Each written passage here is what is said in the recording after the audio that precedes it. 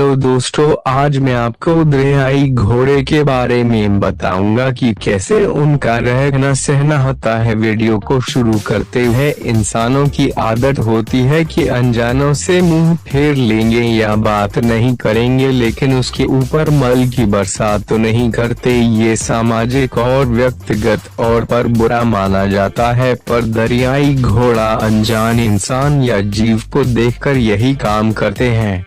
वो मल का तूफान ला देते हैं। यह किसी को पहचाने की उनकी सामाजिक प्रक्रिया है। अगर अपने किसी अन्य हिप्पो की आवाज भी नहीं पहचान में आई तो भी वो ऐसा करते हैं। अगर पहचान लेते हैं तो घरघराहट की आवाज निकालते हैं। एक नई स्टडी में दरियाई घोड़ों के सामाजिक व्यवहार का पता चला है, जिसमें स्पष्ट तौर पर बताया गया है कि ये भारी भरकम शरीर वाली जलीय गाय एक दूसरे की आवाज पहचानती हैं। जब ये किसी आवाज या साथी को पहचानते हैं तब घरघराहट की आवाज निकालते हैं, नहीं तो फिर वही होना है मल की बारिश। या स्टडी हाल ही में करेंट बायोलॉजी जर्नल में प्रकाशित हुई है। जर्नल में प्रकाशित रिपोर्ट के मुताबिक दरियाई घोड़े अपने साथियों की आवाजों को पहचानकर उसके हिसाब से रिएक्ट करते हैं। अलग अलग आवाज पर अलग अलग प्रतिक्रिया। उन्हें यह भी पता चल जाता है कि घरघराहट दोस्ती की है, दुश्मनी की है, मदद की है या प्यार की। लेकिन गुस्से में अनजान लोगों या गतिविधियों पर मल का तूफान ला देते हैं। फ्रांस स्थित यूनिवर्सिटी ऑफ सेंट एटिने के शोधकर्ता निकोलस मैथेवॉन ने बताया कि अनजान व्यवहार या जीव के प्रति दरियाई घोड़े बेहद आक्रामक रवैया अख्तियार करते हैं।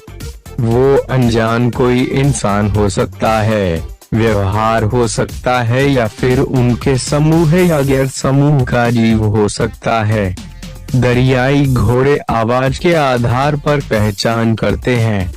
अगर उनके क्षेत्र में कोई परिचित आता है तो उनका व्यवहार कम आक्रामक होता है, लेकिन अनजान को देखकर वो भड़क जाते हैं। इसे समझने के लिए शोधकर्ताओं की टीम ने मोजाम्बिक में स्थित मापुतो स्पेशल रिजर्व में दरियाई घोड़ों के समूह पर अध्ययन किया।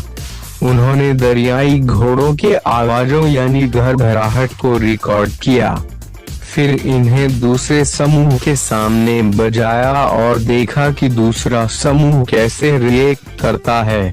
अपने जैसी आवाज सुनने के बाद दूसरे समूह ने भी वैसी ही आवाज निकाली, लेकिन अनजान आवाज सुनकर वो तुरंत मल की बारिश करने लगे। इससे शोधकर्ताओं को पता चला कि मल निकालकर दरियाई घोड़े यह भी बताने की कोशिश करते हैं कि ये इलाका उनका है।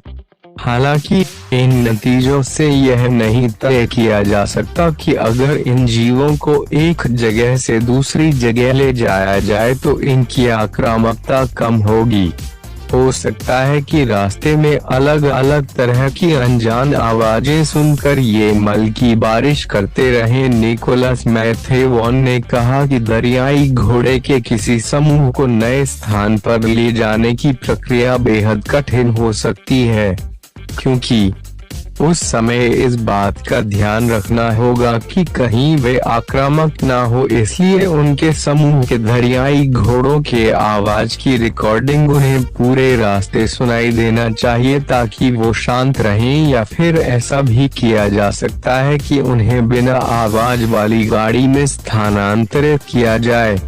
नई जगह पर उन्हें आवाज की रिकॉर्डिंग सुनाई जाए ताकि अनजान जगह पर पहुंचकर उनकी आक्रामकता न बढ़े, साथ ही वो मल की बारिश